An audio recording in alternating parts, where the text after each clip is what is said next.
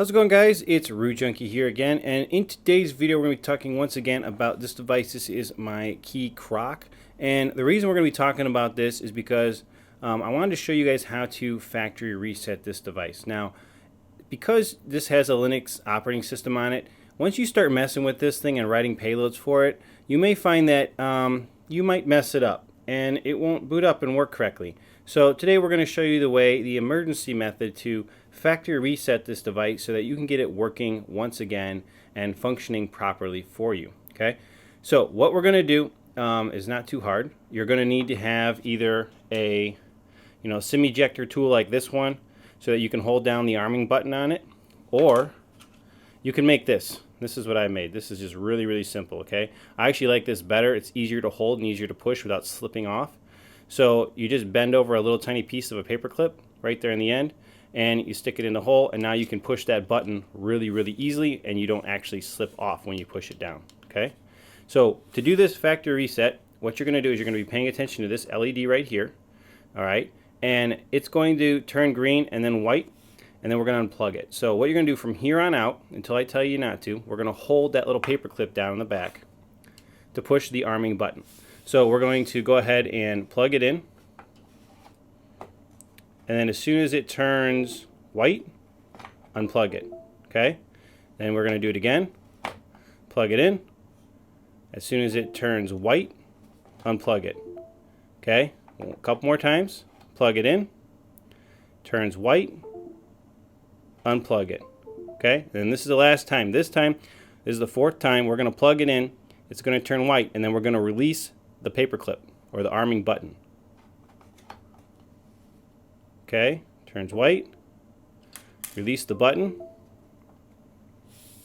and you can see that it's now flashing red and blue. Okay, the red and blue flashing means that this device is now in firmware restore mode, and what this has done is this has triggered a firmware restore from a partition on the device that holds the stock firmware, okay, or the initial release firmware, and that partition is now flashing the main boot up partition with that firmware to fix any problems that you may have had. So we're going to let this thing finish going through its firmware update. Now, a couple things to point out about this. This process can probably going to take you 5 to 10 minutes. Most of the time it's taken me 10 when I've done it. So you really want to do is just like set it down, don't bump any cables. You don't want this thing to fail at this point, and walk away. Okay, walk away, come back once the firmware has completed, and you'll know it's completed because the red and the blue will go away, and that LED will turn a solid white, waiting for a keyboard to be plugged into it. Okay, so we're going to go ahead and let the firmware flash happen, and we'll just show you what it looks like when it's completed.